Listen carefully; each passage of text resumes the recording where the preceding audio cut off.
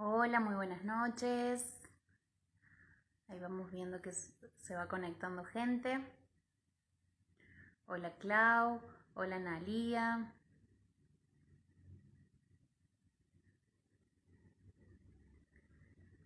Hola Marlene, ahí vemos varios que están inscritos en todos los talleres. Mi nombre es Alina, para los que no me conocen. Estuve atrás de toda esta organización junto con todo el equipo de Asoprovida. Por allá cuando empezamos con el día 22 de abril, por el Día de la Tierra. Hola Naimir, hola Aníbal. Muy buenas noches a todos. Acá estamos para el tercer encuentro y último de este taller hermoso que junto con Andrea, también promotora de Asoprovida, nos está dictando el taller de huertas caseras. Hola Jime, hola Gaby. Ahí vamos a esperar a que se conecte Andrea para dar comienzo a la tercera y última clase de este taller.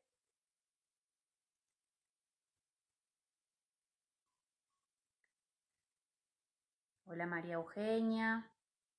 Wow, saludos desde Nicaragua, nos están diciendo. Saludos Aníbal. ¿Cómo están? Buenas noches. Mientras esperamos que Andrea ingrese. Ahí Andrea me dice que se le tildó Instagram, que está reiniciando, así que vamos a esperar un poquito más. A ver. Ahí está Andrea.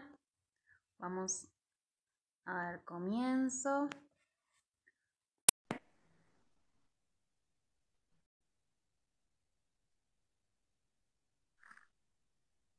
Hola Vicky. Ahí estamos esperando. Vamos a ver si podemos conectar con Andre. Ahí también nos saludan desde Córdoba. Hola Melina. Está bueno que nos digan de los lugares de dónde están, de dónde nos están mirando. A ver, ahí tratamos de conectar. Ahí está. Hola Andre. Buenas noches. Hola Ali, ¿cómo estás? Buenas noches a todos.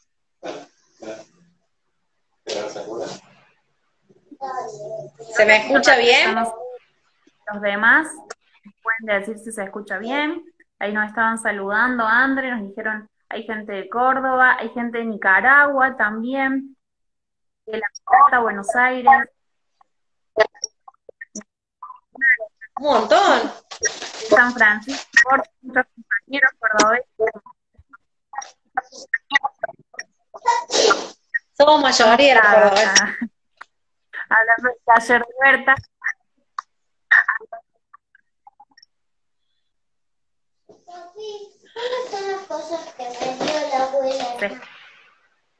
Se escucha bien, dice Ani. Bueno, buenísimo. Ya en un ratitito vamos a empezar. Vamos a esperar unos minutitos más por ahí si alguien más se quiere conectar o viste por ahí. Demora el Instagram en captarte que estás ahí dando vueltas. Ningún problema. Les vamos diciendo también que aquellos que tengan puerta, que quieran a lo mejor no gran extensión de tierra, pero que es ¿verdad? No es tener mucha tierra para una huerta. Tuvimos tiempo espalda, sí podremos hacer siembra en tierra, ¿verdad? Metros, lindo. Pero también cuando uno tiene los espacios acá, también se puede hacer, uno no tiene o desanimar por una forma.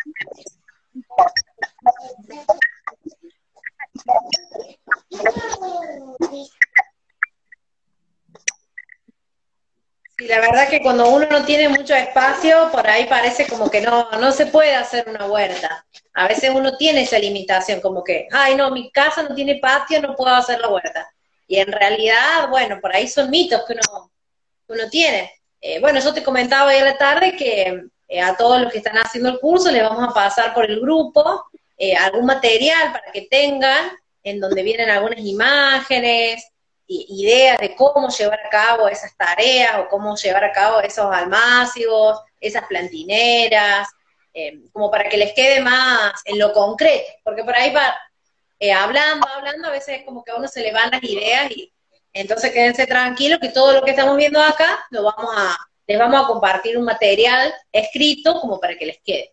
De todos modos, también les va a quedar los vivos guardados en el Instagram, que tengo entendido que se comparten por YouTube, en la página de Asoprovida, en la cuenta, ¿va? Si nos siguen ahí en Asoprovida Argentina, y bueno, en Facebook también se van a compartir. Así que ahí les va a quedar el material. Y eso solo estamos hablando de la parte general, cuando van a ahí como que vamos a tener un montón de dudas para cómo hacer, cómo preparar, en realidad la teoría, la práctica, verdaderamente va a tener también. Bueno, es importante y lindo empezar como te contaba, nosotros tenemos la oportunidad de la espalda, el cambio que hace los alimentos que uno consume. Es importante, son nutrientes, el valor nutricional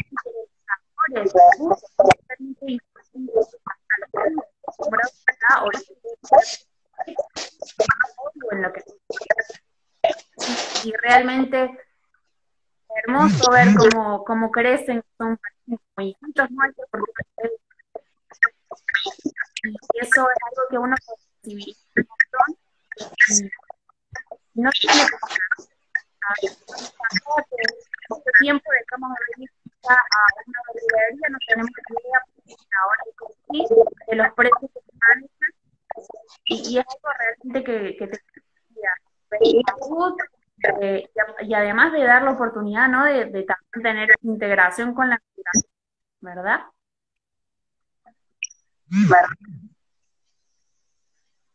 Así es, uno si empieza a hacer su huertita, la verdad que cambia muchísimo, además del sabor de los alimentos, es como que uno ya se acostumbra y también ver que no es tan difícil, ¿no? Por ahí no todo lo que uno quisiera le va a venir bien y fácil, pero sí hay muchos alimentos que uno puede obtener, incluso en espacios reducidos. Yo siempre cuento cuando era adolescente, más joven, que ahora sigo siendo joven, vivía con mis papás en una casa muy pequeña y teníamos un patio de cemento, porque era pequeño, así que estaba todo cementado, solo teníamos un cantero en el costado. Y en ese cantero producíamos de todo, zapallos, ancos, tomates, berenjenas, y después en macetas todo lo que era hoja. Y la verdad que, bueno, después que me mudé a esta casa, que es una casa con patio, bueno, ahora sí tengo la huerta, pero se puede, digamos, se puede. Conozco gente que en balcones, en terrazas, la verdad que incluso en escuelas, por ahí que he visto que hay gente que pregunta por las escuelas, se puede hacer. La verdad que en las escuelas también, por ahí el patio es un espacio en donde los chicos juegan al fútbol o corren, y poner una huerta entre medio, bueno, es dificultoso porque entorpece las actividades de la escuela. Pero sí se puede, en algún espacio bien soleado, que esté un poco más apartado, se puede plantear una huerta en maceta, una huerta vertical. Bueno, hoy la idea es poder hablar un poco sobre esas consideraciones generales, digamos, a la hora de pensar una huerta, nosotros le llamamos en macetas. Siempre que uno va a pensar en una huerta en macetas, tiene que tener en cuenta lo mismo que para una huerta que fuera en la tierra. ¿En qué sentido? En la dirección del viento, en el sol, ¿no? Saber que mientras más sol las plantas tengan, mejor van a crecer, pero en las épocas de mucho calor, de mucho verano, pleno verano, hay que tener cuidado de taparlas tal vez con alguna media sombra para que ese sol directo todo el día en una maceta, más si la maceta es de un volumen reducido, puede hacer que las plantas se estresen, sufran. Pero bueno, teniendo en cuenta esos detalles, ¿no? De la insolación, el viento, si da el viento contra esa pared que uno tiene en la huerta vertical, por ejemplo, o las macetas continuamente, y las plantas se van a sentir. Entonces, ¿qué hago? No tengo porque le da el viento. No, puedo plantear una media sombra de un color oscuro si quiero que esa media sombra me ataje el sol, pero puedo plantear alguna media sombra de un color blanco, por ejemplo, para no impedir que pase el sol, pero sí cortar un poco el viento. O en el caso de los meses de verano, alguna malla antigranizo, que no es más que una friselina. No sé si conocen la friselina, tela de papel. Bueno, son unas telas que vienen, que uno las puede colgar, y esos son de color blanco. Entonces, deja que pase la luz del sol y protege del viento. También hay muchas ideas para hacer plantineras con botellas, hacer como un mini invernáculo con botellas, que bueno, ahí cuando les comparten material, van a ver que es muy sencillo de hacer con botellas plásticas. Otras estrategias de reciclaje que ya han visto en el taller de reciclaje, no sé si están anotados en todos los talleres, si no, cuando terminen este les recomiendo que vean los videos grabados de los talleres anteriores, porque están muy buenos, que se dieron ahora en simultáneo, martes, miércoles y jueves estaban alimentación y reciclaje, que la verdad que los tres son complementarios, así que está muy bueno. Así que bueno, con respecto a estas consideraciones generales, mantenemos lo que veníamos hablando antes. Para hablar ya propiamente de lo que es la huerta en macetas, lo primero a tener en cuenta es el sustrato. ¿A qué le llamo sustrato? A la tierra que va a tener esa maceta. Por ahí uno piensa, bueno, le echo tierra, ¿no? O compro tierra, ¿no? Si uno tiene por ahí un espacio verde cerca, va a una placita, junta tierra y llena, y después, uy, no me viene. Lo ideal, si uno quiere hacer una huerta en macetas o en recipientes, es mezclar tierra. Mientras más negra sea la tierra, más fértil es. Si uno puede conseguirle una placita, en algún espacio verde que se pueda sacar, mejor. Y si no, también se pueden comprar la tierra negra. Eso se tiene que mezclar con un compost, que también se compra, o se puede hacer, como vimos en la clase pasada que se pueden hacer los compost, y arena, o algún material liviano, que puede ser arena común, puede ser acerrín, puede ser algún tipo de aflecho, como la cascarilla de arroz. Bueno, eso uno lo tiene que ver, viruta de madera, uno tiene que ver lo que consiga, algo que aliviane, y a su vez que le dé drenaje. La tierra negra, junto con el compost, le van a dar nutrientes a ese suelo. Una planta en maceta necesita nutrientes, y más si vamos a hacer una huerta orgánica, que no voy a estar fertilizando con ningún químico, necesito que esa tierra sea lo más rica posible. Entonces, mezclar 3 partes de compost o abono, una parte de tierra y una parte de arena. Esa sería la proporción, digamos, para hacer una maceta. La cantidad, la parte, es lo que en función del volumen de la maceta. Si uno tiene una maceta grande, bueno, ponga la unidad, una pala, qué sé yo. Y si uno tiene una maceta pequeña, bueno, la unidad puede ser una cucharada. Siempre y cuando uno vaya a llenar la maceta. Esa es la relación. Si uno hace así, uno... Va a depender, André, también de lo que uno quiera sembrar, ¿verdad? El tamaño de la maceta. Eso también tiene que ver. Eso es lo que vamos a ver ahora también, porque uno por ahí piensa que las cosas no vienen porque le sobra sol, porque le falta sol, porque le sobra agua, le falta agua, pero en realidad a veces el volumen es súper importante. Tenemos que tener en cuenta la profundidad de las raíces y el tamaño aéreo de la planta, ¿no? ¿A qué me refiero con tamaño aéreo? Es con todo lo que uno ve, desde el ras de la maceta para arriba, es la parte aérea de la planta. Y de lo que está de la ras de la tierra para abajo serían el volumen de las raíces. Todo lo que es verdura de hoja, la lechuga, la selga, la espinaca, la rúcula, la chicoria, por ahí se adaptan a vivir en espacios con menores volúmenes de tierra. 10 centímetros de tierra para abajo de profundidad pueden andar. Pero sí hay que darle ancho, ¿no? Volumen. Uno tiene que ver que la parte del volumen de arriba de la planta, el volumen me refiero al alto por el ancho, más o menos tenga ese volumen la planta abajo. Como es arriba la planta, es abajo, más o menos, ¿no? Entonces uno tiene que darle ese ancho a la maceta, y la profundidad, si es de hoja, mínimo 10 centímetros.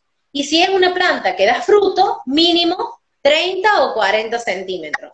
Por ejemplo, si uno tiene un tomate, una berenjena, un pimiento, mínimo 30, 40 centímetros de hondo.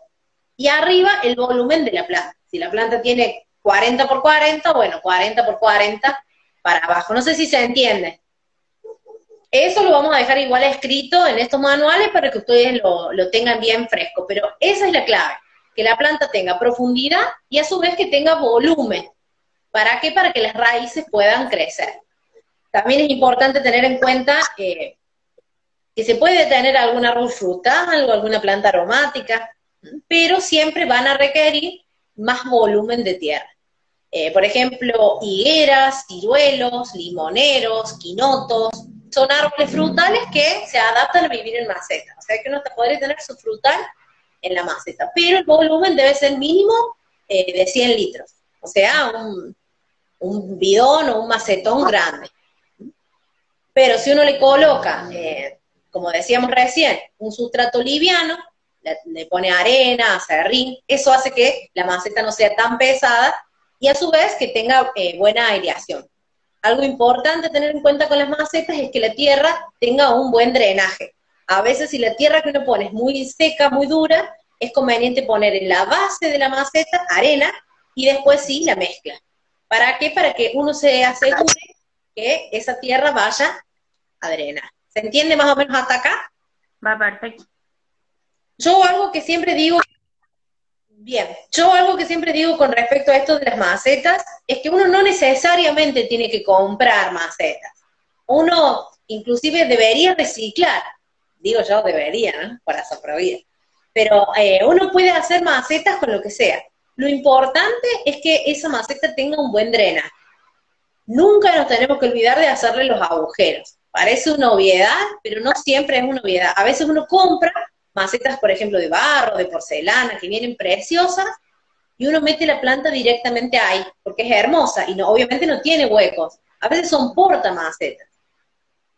Si uno compra un recipiente sin hueco y no lo puede huecar, bueno, meta adentro una maceta, y tenga en cuenta el tema del drenaje, porque si no lo más probable es que las plantas se mueren. Si a la planta le falta agua, no va a producir, pero si a la planta le sobra agua, también va a bajar la producción, o sea, va a crecer más lento, va a dar menos flores, menos frutos, a su vez va a tener más predisposición a enfermarse. Cuando las raíces están muy encharcadas, la proliferación de los hongos del suelo, que el suelo está lleno de hongos y es bueno que estén porque ellos metabolizan la materia orgánica, son vida en el suelo, esos hongos del suelo se desequilibran, digámoslo así, y entonces producen empiezan a digerirse también las raíces vivas de nuestras plantas. Entonces, podemos llegar a tener la muerte de las plantas.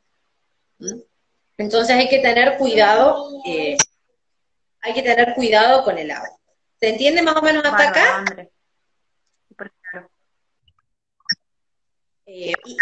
Idea muy buena para hacer en un patio de cemento o en una terraza. Pueden ser el tema de macetas con ruedas o con neumáticos, con cubierta, le decimos acá, ¿no? Suena más coqueto neumáticos. Que no hace falta perforarlos, simplemente uno les pone abajo un nylon y le hace huecos a ese nylon y le pone ahí la capa de grava, de arena gruesa, de piedra, y arriba el sustrato. Se puede, si uno necesita más volumen, por ejemplo, se puede hacer dos apiladas, o 3. Eso uno lo va viendo y no hay ningún problema. Incluso, por ejemplo, las frutillas andan muy bien cultivadas en cubiertas. Es una planta que le gusta mucho crecer sobrelevada del suelo y si el sustrato está bien preparado, está liviano, incluso viene mejor porque las raíces no sufren el ataque de hongos, entonces crecen bastante bien, más cuando la zona llueve mucho o los suelos son medio pesados. Entonces por ahí para la frutilla es muy buen resultado apilar cubiertas. También para la papa, si uno quiere cultivar papa, pone, el sustrato, pone las papas y cuando uno ve que ya empiezan a alargar el tallo, lo tapa, pone otra cubierta arriba, tapa de tierra y ese tallo sigue creciendo y así por lo menos 3 cubiertas y después cuando va a cosechar saca las cubiertas y toda esa profundidad de tierra va a estar lleno de papas. Qué lindo. Está bueno. Sí, eso está muy bueno de hacer y es como que lo vas haciendo gradualmente. Si vos metes la papa 3 cubiertas más abajo, no van a hacer. Pero si uno la va llenando, ahí sí. Ahí, Esto es como el general. Sí, sobre la papa. Mezclamos todo y después colocamos en la maceta o por capas. es buena la pregunta. No, tiene que estar todo mezclado. Excepto la primera capa de la que hablábamos recién, en donde uno por ahí, para asegurarse un buen drenaje de la maceta, pone una capa base finita, dependiendo del tamaño de la maceta, ¿no? Pero no más de 5 centímetros, de arena gruesa, piedra, y después arriba todos los otros ingredientes, o sea, la arena fina, o arena gruesa, pero no piedra, sino arena, abono y tierra, mezclado, bien homogéneo. Está buena la pregunta porque no la aclaré. El resto de la maceta bien mezclado, sí.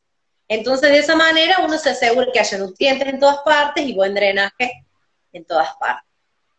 Hay arenas volcánicas que se pueden comprar, son bastante más caras, pero, por ejemplo, si uno tiene un balcón, una terraza, y quiere hacer canteros, se pueden hacer con pallets, ¿no? Con los pallets se juntan las maderitas y se hacen como canteros profundos, o macetones, y bueno, por ahí tanta tierra es pesado. Entonces se puede alivianar eso con arena volcánica o vermiculita que se llama, que es muy liviana. La verdad que uno compra la bolsa grande y parece que fuera telgopor, bueno, no tan liviano, pero así, re liviana. Y eso está bueno porque aligera el peso de las macetas, más cuando uno está cultivando en un balcón, que uno no sabe la resistencia de eso, de esa construcción. Pero bueno, en líneas generales esa sería la cuestión. Cuando uno va a hacer huertas verticales sobre una pared, tener en cuenta eso que dijimos recién, ¿no? De la insolación, del viento, de la protección, del frío del invierno, y el riego. Cuando uno piensa hacer huertas en la pared, el sistema de riego ideal es el riego por goteo. Nosotros hablamos en la clase pasada de como los 3 tipos de riego: el riego por inundación o por superficie. Por superficie tenemos por inundación, que es el que hablábamos de los surcos, que uno abre la canilla y deja que la manguera inunde el suelo. Ese en este caso no va a ser porque no tenemos suelo para que corra el agua. Y si no, está el riego por aspersión, que es como si fuera el sapito, que uno puede ponerlo si uno tiene las macetas bien distribuidas, y si no, el riego por goteo, que sería como lo más eficiente. Las tiras negras, uno las monta, por ejemplo, si uno hace una huerta en caños, o en botellas, uno puede ir montando la tira de riego, y uno lo hace una vez, y lo que no está en contacto con el suelo directamente, eso dura mucho más que en una huerta común, digamos. Si no, bueno, uno tiene que ir regando todas las plantas con la manguera o con una regadera, pero hay que tener cuidado de regar bien, no suficiente. Bueno, apenas un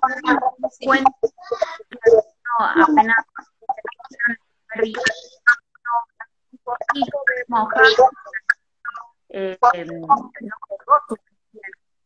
o por ahí además, ¿cómo nos damos cuenta la cantidad de riego de agua en la huerta? Está buena la pregunta, Ali. Algo importante es que uno haga un huequito en la tierra y a los 3, 4 centímetros esa tierra uno la toque y esté negra. Se sienta, no que esté mojada, no que sea barro, sino que uno haga, los primeros centímetros sí pueden ser más tipo polvo, ¿no? Perdón, se fue papá Isa, se fue, ya viene. Perdón, mi marido se fue y quedé con mi hija y estaba mirando la compu, y entonces no se dio cuenta que su papá se fue, y está gritando por todo el casa, papá, bueno, ya viene.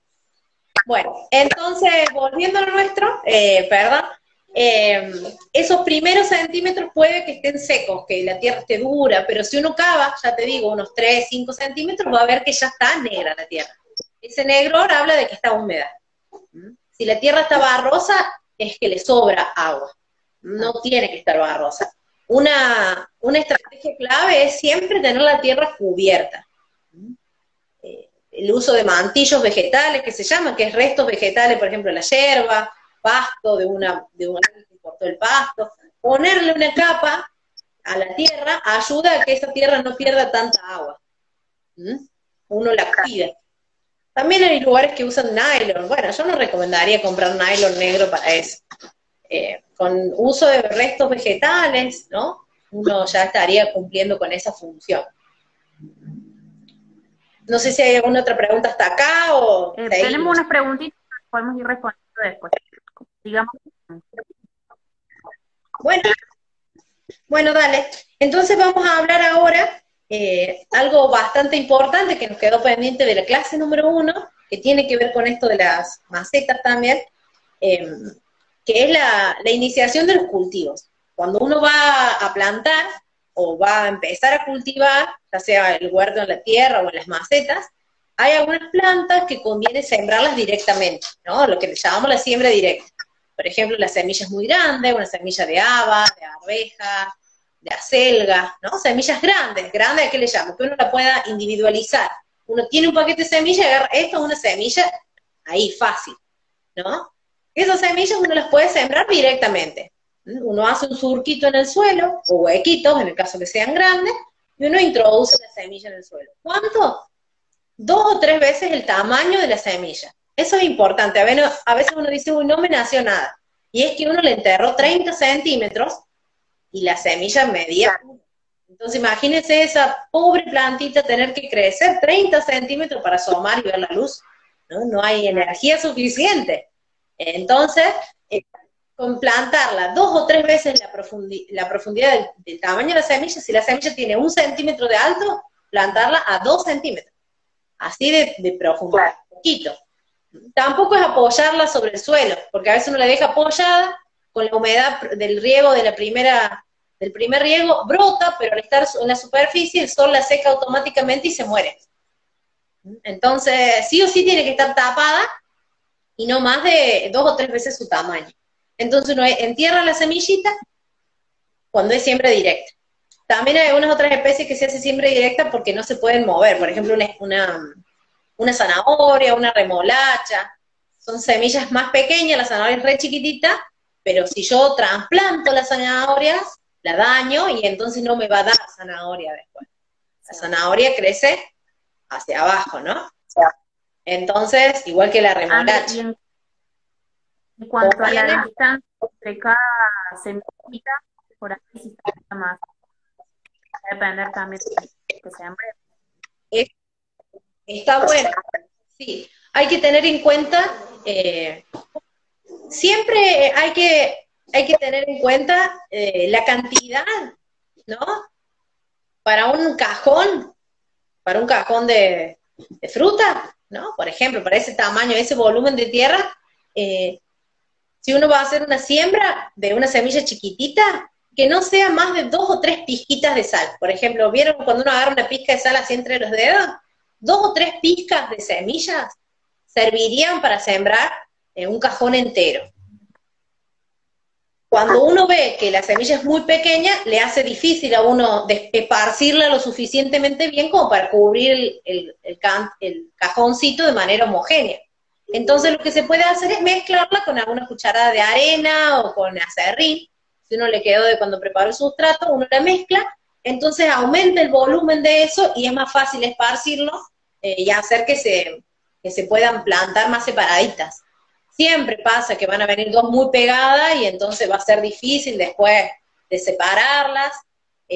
La práctica que se suele hacer cuando uno hace siembra directa, chorrillo que se llama, que es así con el dedito, sembrando en el surquito ese que uno hizo, cuando la semilla es pequeñita, como por ejemplo la zanahoria, una práctica que se hace cuando las plantas empiezan a crecer es ralear. ¿Qué significa ralear? Ir arrancando. Vas arrancando plantitas como para darle el espacio. Entonces, mientras menos densidad uno ponga, mejor, porque si uno siembra mucha, va a tener que arrancar más. A veces a uno le da pena y no arranca, y se muere todo porque se ahogan, ¿no? O enlentece el crecimiento, porque hay algunas que siempre son más fuertes y terminan ahogando a las demás, pero uno le pone más difícil el trabajo a las plantas. Entonces, No pasarse en la cantidad es lo ideal, más cuando son semillas pequeñas. Cuando son semillas grandes, uno debería tener en cuenta el tamaño de la planta adulta y separarlas más o menos a distancia. Si uno va a sembrar, por ejemplo, habas, bueno, ponerlas a 20 centímetros cada una, como mínimo, 30. Ya dejar el espacio grande, digamos. Cuando ya uno individualiza la semilla. Eso es cuando uno hace siembra directa.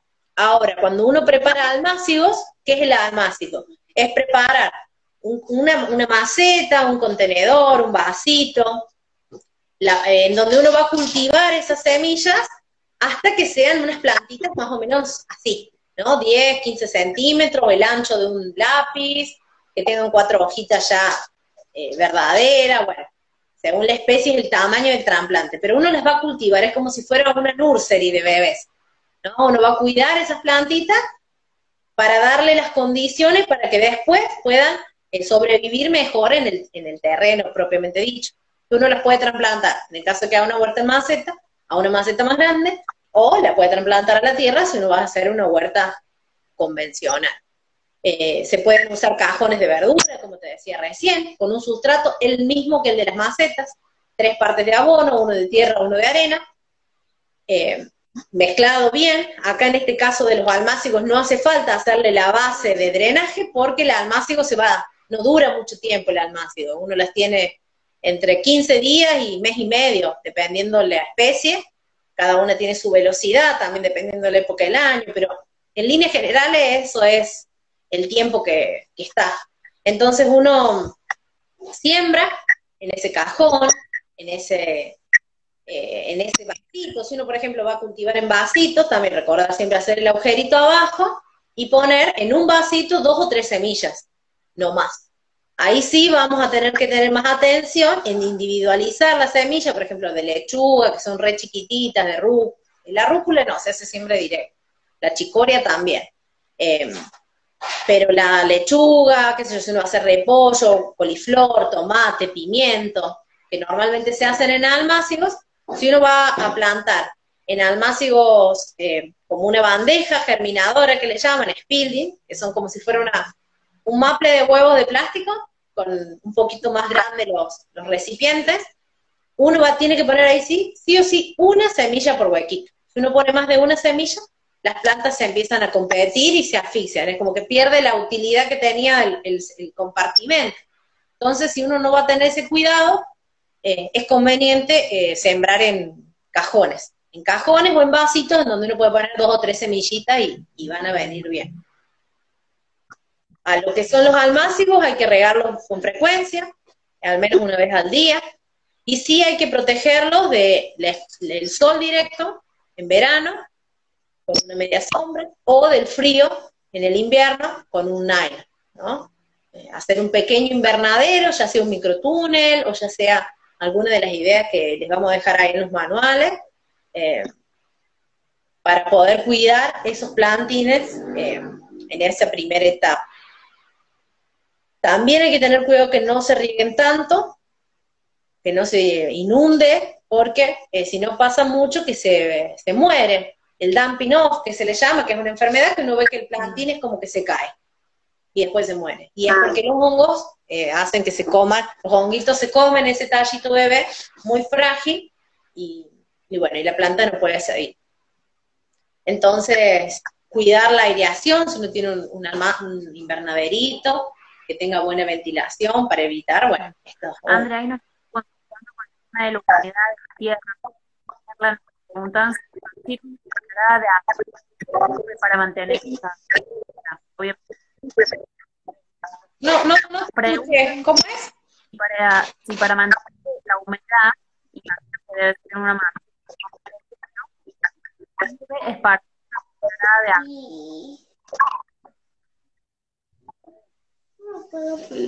¿De arroz?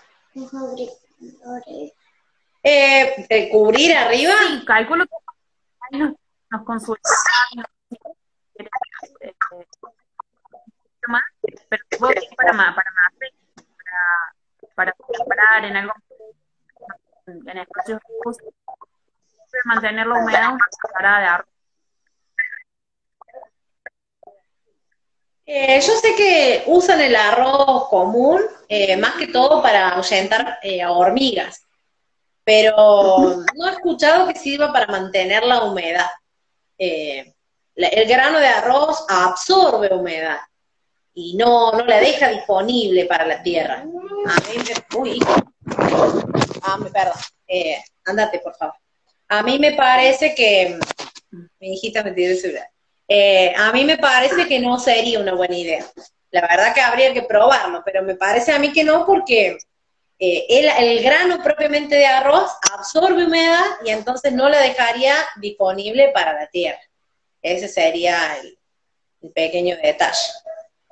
Pero bueno, sí se puede usar la cascarilla de arroz, el aserrín, el pasto seco, siempre y cuando no sea una poda de alguna planta que esté muy florecida, porque uno va a meter malezas a la maceta, pero el problema de maleza en las macetas no es importante porque uno directamente va y arranca la plantita invasora, por decirlo de alguna manera. Bueno, no sé si hay alguna otra pregunta respecto a esto. Esparcir arroz con arroz en las macetas. Ahí estoy leyendo que dice Gaby. Bueno, algo que es importante marcar para cuando uno va a hacer estos macetines, estos plantines, es que no es conveniente por ahí, más allá de que haya buenas ideas, hacerlo en maple de huevo, si uno no lo va a regar bien, tener cuidado porque el maple de huevo tiene un volumen de tierra muy pequeño, entonces por ahí la planta le va a costar, ¿no? Va a tener muy poco espacio para crecer. Si uno está atento y la trasplanta a tiempo, bueno, puede andar. Pero si no, tener cuidado en ese sentido. Y también, por ahí hay muchas ideas con rollitos de papel higiénico o rollos de servilleta, donde uno hace plantina ahí y después planta con el rollo y todo. Por ahí no es tan conveniente plantar con rollo y todo porque tarda mucho en degradarse. Es mejor a veces, si uno lo usa, cortarlo como si fuera una macetita plástica y descartarlo o usarlo para otra cosa, pero no enterrar el rollo porque tarda mucho en degradarse, las raíces crecen ahí, por ahí se crecen en la periferia, ¿no? Y uno cuando compra un plantín a veces en los viveros pasa, ¿no? Que uno ve que tiene las raíces todas alrededor. ¿Cuál es el riesgo? Que esas raíces se crezcan y se estrangulen, ¿no? La planta crece y estrangula su propia raíz. Y después uno tiene, no sé, a veces pasa con las aromáticas que uno compra, que estuvieron mucho tiempo en la maceta, uno nunca sabe porque la compró ahí, la ve chiquita porque al no tener espacio no crecía más la planta, y la puso en la huerta, creció un poco hasta que se murió. Y es porque las raíces se estrangulan, ¿no? Es como que se hicieron una torniqueta y se muere la planta después. Entonces hay que tener cuidado que no nos pase lo mismo cuando nosotros cultivamos esas plantitas. Cuando uno lo compra, bueno, es inevitable saber qué pasó con esa planta antes. Pero si uno sí es el que va a cultivar sus plantines, tener ese cuidado. Que uno puede empezar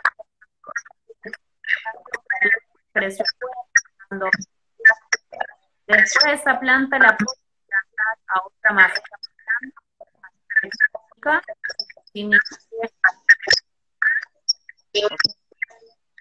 sin ningún riesgo. Claro, esa es la idea, que uno cultive la planta, le dé más atención a esa planta bebé, digámoslo así, y cuando esa planta ya tiene 4 hojas verdaderas, ¿no? O unos 10 centímetros más o menos de alto, o por ejemplo, si es una lechuga, una cebolla o un tomate, ver que tenga el grosor de un lápiz, el tallito, sea grueso, uno ya lo pasa a una maceta y ya la planta puede vivir en condiciones más rústicas, o sea, no va a necesitar tanta agua, no va a necesitar tanto cuidado del viento, del sol, es como que ya es una planta más joven y ya se puede defender mejor, adaptar mejor a las condiciones del clima que uno tenga en su lugar.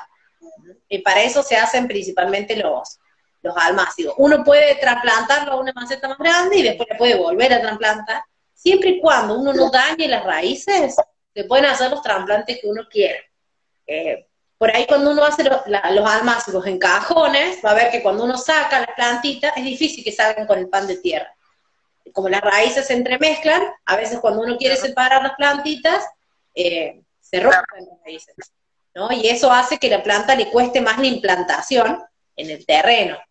Entonces, por eso es que a veces se recomienda la siembra en esas bandejas, en donde hay una semilla por huequito, o en los vasos, si uno pone 2 o 3 plantitas y después ralea, ¿no? En el vaso de plástico de cumpleaños, uno le hace el agujero abajo, hace el almacio ahí, y después trasplanta eso, pero lo ideal sería ralear o separar esas plantas, para que entonces tengan más espacio para crecer.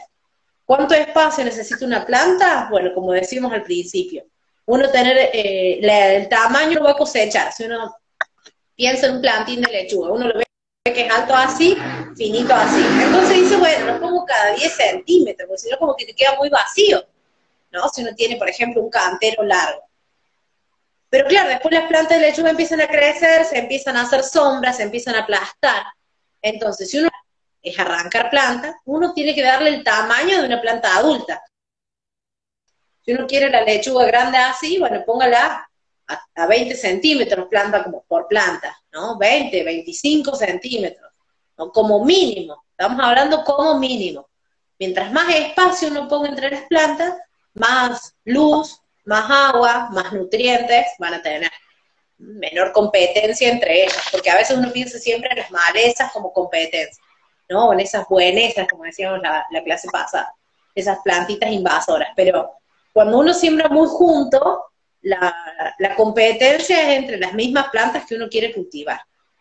Y a veces si las plantas están muy juntas, ahí vienen, las plantas se debilitan, y cuando las plantas se debilitan porque están estresadas, ahí vienen las plagas. Entonces, uno en la agricultura orgánica o agroecológica tiene que pensar esas cosas, ¿no? En que la planta esté lo más feliz posible, lo menos estresada posible, para que entonces esté más fuerte, y si viene una chincha y la pica, no me la mata, ¿no? Si la planta está débil, está estresada, es muy probable que cualquier bicho que aparezca en mi huerta me liquide todo. Eso quiere decir que uno no había hecho tan bien las cosas.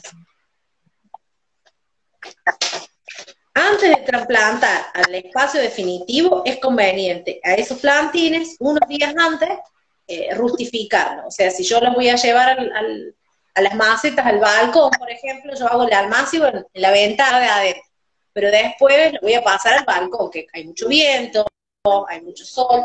Bueno, irlos rustificando. La última semana los voy sacando afuera para que les dé un poco el aire y el sol, y después los entro. Y siempre, antes del trasplante, la noche anterior, regar bien, bien, bien. Ahí sí que hay que como inundar, porque así el terrón está bien mojado, las raíces se agarran bien, entonces es más fácil no romperlas cuando uno va a hacer el trasplante. Esos cuidaditos. No sé si hasta acá se entiende, vamos bien. Perfecto, André, por acá, claro, no sé si hay alguna pregunta que quieran hacer. Ahí la vamos a ir respondiendo, si no podemos ir abajo. Bueno, lo último que me queda para compartir hoy es la deuda pendiente de la semana pasada, que fue lo del lombricompuesto. La semana pasada hablamos del compost como una forma de abono para la huerta. Hacer un compost con los restos de la cocina, con las malezas que uno saque del terreno, ¿no? Todo eso uno hace que esas mismas plantas y que todo lo que uno le sobra en la casa, la misma naturaleza lo vuelva a tierra, ¿no? Y lo vuelva un nutriente para nuestras plantas. Y algunos habían preguntado por el lombricompuesto. ¿Cuál es la diferencia entre un compost y un lombricompuesto? Es que el compost, esa materia orgánica o esa tierra fértil, o ese humus, como se llama, la producen hongos, bacterias, levaduras que hay en el suelo. En cambio, el lombricompuesto, ese humus lo producen lombrices. El humus de lombriz, o el lombricompuesto, es un poco más nutritivo que el compost propiamente dicho, ¿no? Es mejor, podríamos decir. Entonces, por ahí algo que se puede hacer es que cuando el compost ya se empezó a enfriar, hablábamos la semana pasada de las etapas que tiene el compost, ¿no?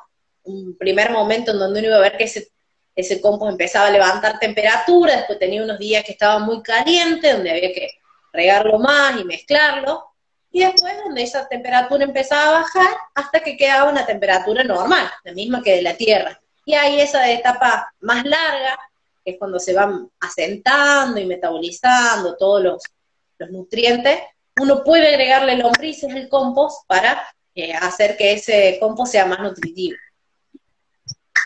Otra estrategia es hacer un lombricario en la casa en baldes. Uno, si se puede conseguir algún balde de pintura grande, de 20 litros, 25 litros, no sé bien cuánto tiene, parece que 25, no sé. Pero los grandes, mientras más grandes, mejor. Uno lo perfora en la base, le hace todos agujeros, bastante, como una regadera que quede bien, bien perforada, y empieza los restos de cocina. Es importante tener en cuenta de no agregar ni comida cocida, que yo me sobró carne, me sobraron papas fritas, no lo voy a tirar ahí. Eso más vale se lo damos a un perrito de la calle. No al compost ni al lombricario, porque eso las lombrices no lo prefieren. Entonces eso a su vez me puede traer roedores, malos olores. Entonces uno dice, uy, no, los de su proveedor me dijeron que van a un lombricario, y mirá el olor, mirá las cucarachas, mirá las ratas. Bueno, eso es porque uno echa cosas que no van. Como decíamos la otra vez, lo recordamos, tampoco vale excremento de los animales domésticos, ni del perro, ni del gato, tampoco se pueden tirar pañales, sino restos de fruta y de verduras crudos, ¿no? La cáscara de la papa, la cáscara de la banana. Uno va tirando, y después que uno tiene un poco de medio balde, podríamos decir, de restos, uno le echa las lombrices, ¿no? Para esos baldes, con 2 puñados de lombrices, que se compran las lombrices, o las podemos salir a juntar si tenemos una tierra fértil cerca. Si no, uno compra lombrices, que las venden para la gente que pesca, en las casas de pesca venden las lombrices para los pescadores. Uno compra esas lombrices californianas y las mete en ese lombricario que uno les armó. Y les va agregando todos los días esos restos de la casa y la va tapando, va agregando y va tapando. Y las lombrices se van encargando. También uno puede agregarle cada tanto un poco de tierra, ¿no? Y ir mezclando. Eso es importante, ir mezclando. Todos los días cuando uno le agrega algo, ir mezclando eso que ya está dentro del tarro, irlo mezclando, irlo mezclando, irlo mezclando. Uno va a ver que aparecen las lombrices, que aparece todo. Va a ver que uno va regando también todos los días en verano, día por medio en invierno, va regando el lombricario, y va a ver que va saliendo por abajo un juguito, le digo yo. Va saliendo agua.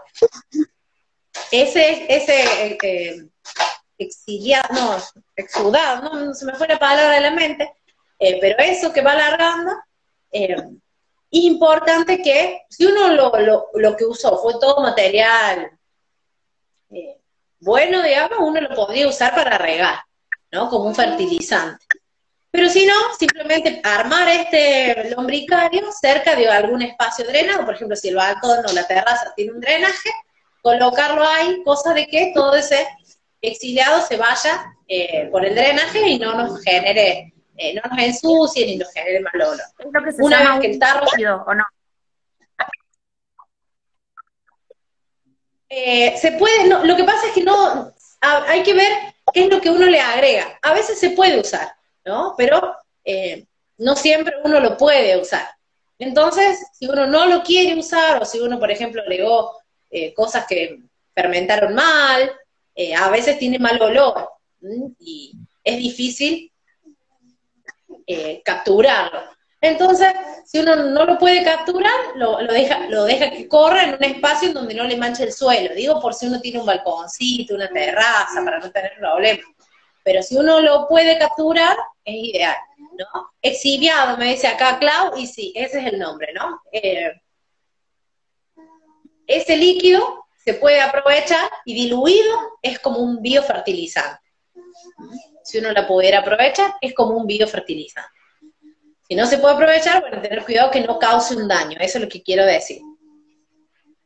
Si el tarro se llena y todavía uno al meter la mano ve que no es tierra, ¿no? Uno mete la mano y ve cómo sale esa mezcla. Si uno ve que todavía no es tierra, sino que se ve la cáscara de papa, la cáscara de zanahoria, bueno, es que todavía le falta. Entonces uno lo deja. Y se puede poner arriba de eso otro tarro, también perforado, uno sobre el otro.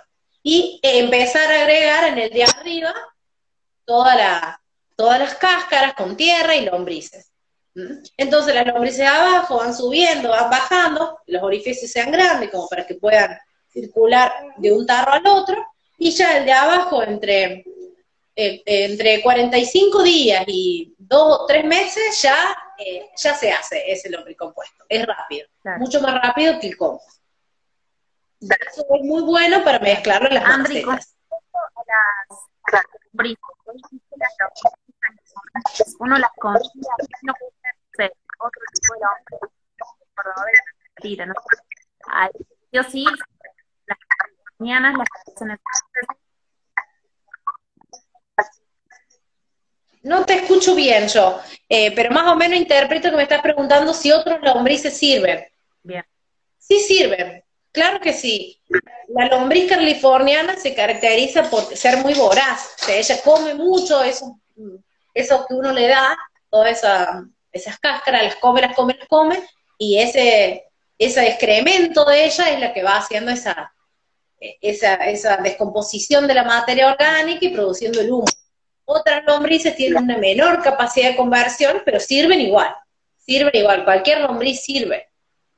Cualquier lombriz sirve. Va a ser más lento tal vez, pero van a andar igual. Si uno no puede comprar lombrices, puede ir a buscar. A veces las tierras están muy contaminadas y es difícil encontrar lombrices, o son muy secas, pero por ahí si uno tiene una abuela, una tía que todavía tiene patio, las puede ir a buscar. Buenísimo, André.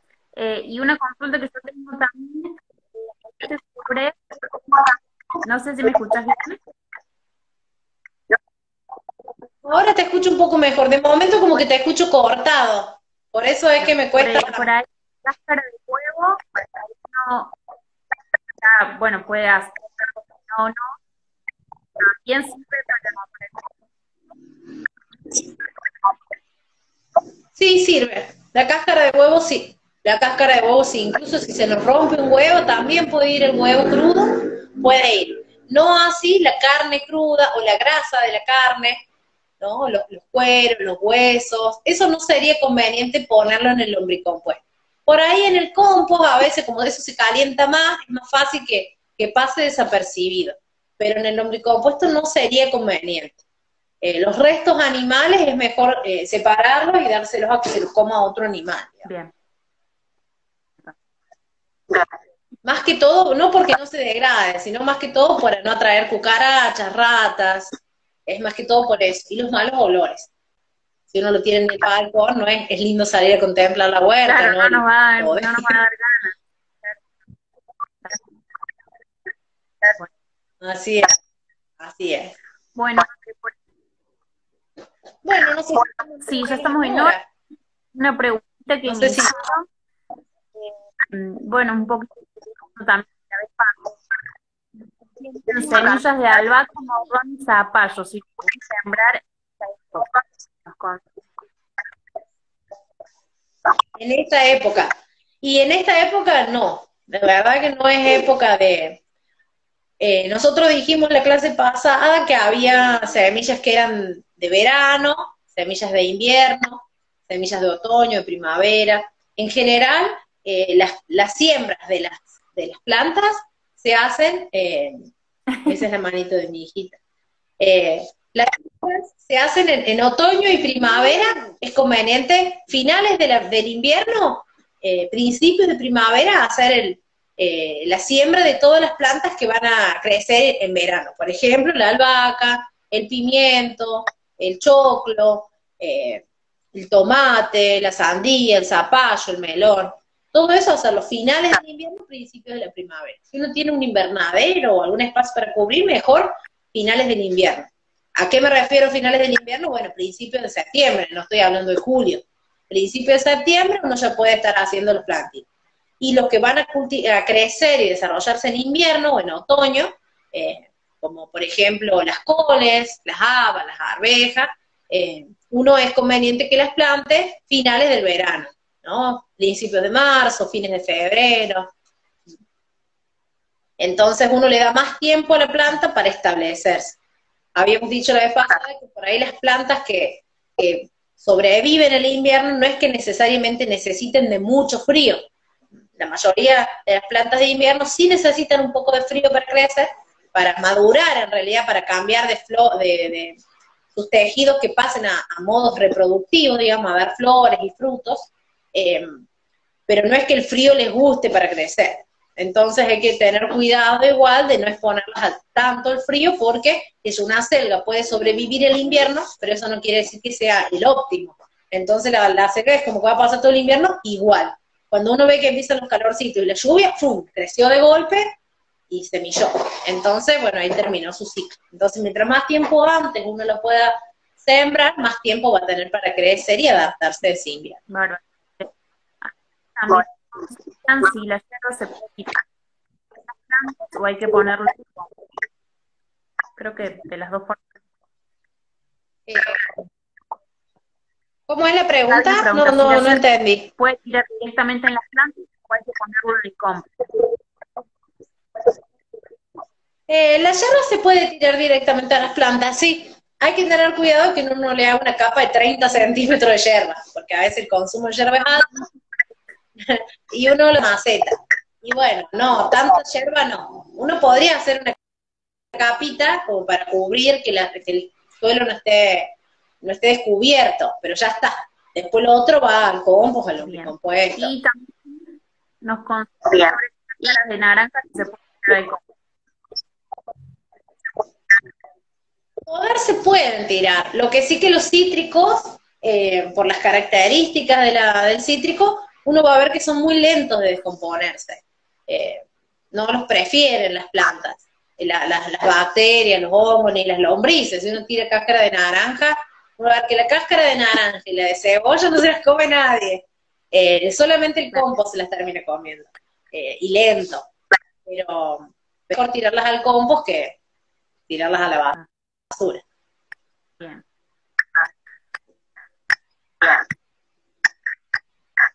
Bueno, André, esas serían las consultas, las preguntas por el momento. Había quedado una por ahí, un proyecto de huerta para la escuela. Y en realidad, desde la Soprovincia, nosotros damos talleres de huerta, siempre como llevándolo a la práctica, ¿no? Esta forma de hacer presencial, digamos, y llevando la teoría a la práctica. Que tienen ganas, bueno, no sé, a lo mejor son que este taller se lleva a las escuelas, pueden contactar con nosotros, de vida, en Instagram, en Facebook, algún comentario, de huerta en la escuela, para trabajar con niños. La verdad que hoy, recordando, aprobó la ley de educación ambiental, Provincia viene trabajándose un montón con las escuelas, mujeres,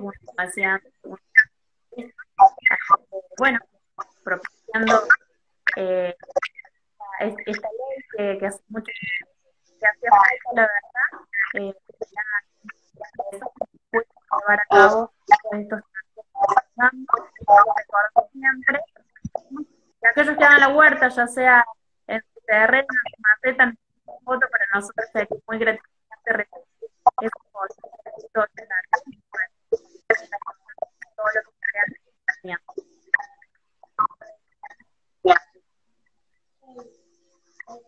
Sí, la verdad que está bueno que nos pasen las fotos de lo que pueden ir haciendo, de lo que hayan aprendido de este taller, o vayan a aprender los que lo vean después.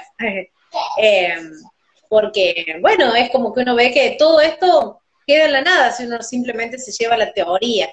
Las preguntas, las dudas, las inquietudes surgen cuando uno se pone a hacer, porque ahí va a ver que bueno, por ahí con los datos que uno tiene, los tips, no le alcanzan, ¿no? La naturaleza siempre nos sorprende. Así que, bueno, siempre nos invitamos a que lo lleven a la práctica, que puedan animarse a cultivar algo, aunque sea algo en el espacio que tengan, que se animen a cultivar, porque la verdad que es muy gratificante. Hablamos el primer día del taller de todas las ventajas que tiene tener un huerto agroecológico, y eso va tanto para una huerta en la tierra como para una huerta en macetas o en sustrato que uno pueda tener. Así que bueno, ojalá que sí, que se animen y que nos compartan las fotitos para sentir que sembramos algo. Como vos decís, uno sembrando en la tierra, siempre sea, aunque sea un pedacito de patio, desde la experiencia propia, uno una familia siempre termina regalando a la naturaleza, porque es tan generosa la naturaleza, así sea un pequeño metro de tierra que uno tiene,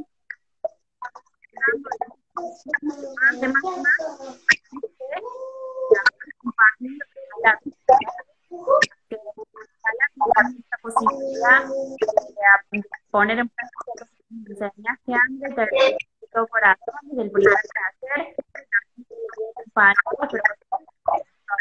de conectividad pública, gracias a esta oportunidad,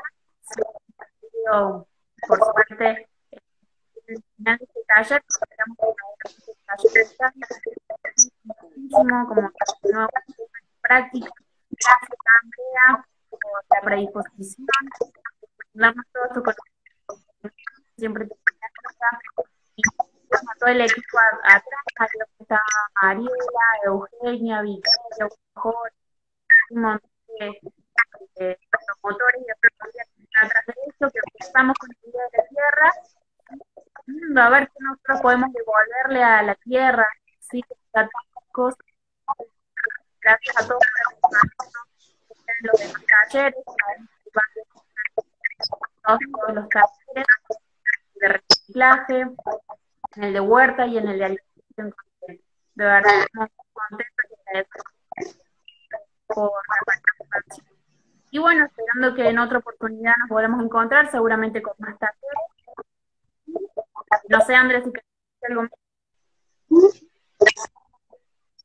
No, también darle las gracias a todos, gracias por siempre convocarme a participar, la verdad que me gusta mucho. Yo, bueno, también soy parte de la ONG de hace mucho tiempo, que trabajo en Asoprovida, que hemos podido compartir los talleres en las escuelas, la verdad que es muy lindo. Este taller de huerta para hacerlo en las escuelas es hermoso. Nosotros acá donde yo vivo, en Río Cuarto, yo les conté clases anteriores que hemos trabajado bastante en escuelas tanto primarias como secundarias, el taller de huerta, y la verdad que es muy lindo. No solo porque los chicos se llevan comida a su casa, sino también porque se venden los productos y queda una platita para la escuela, para comprar alguna cosa, o para los mismos chicos. Así que está bueno, y también está bueno que se llevan los plantines a su casa y reproducen esto. No solo queda en la escuela, sino que ellos se vuelven promotores también de lo que es la seguridad y la soberanía alimentaria, como aporte de este taller. Así que bueno, gracias a todos los que estuvieron, gracias a las chicas que están siempre ahí, a Jorge, que también está siempre grabando y todo, y bueno, vamos por más talleres. Bueno, gracias a todos nuevamente por participar, por estar aquí, estar con todos.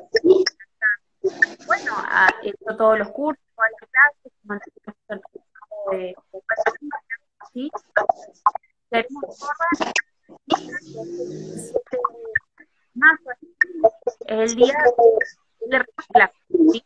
Así también con las taller, nos animamos a hacer todo, también así todo, tengan fotos, compartan la cuenta en el grupo, también podemos haciendo cosas, sí, sí, aprovechar bueno, el equipo estaba muy contento. Seguramente más adelante estaremos haciendo próximos. Espero que un cariño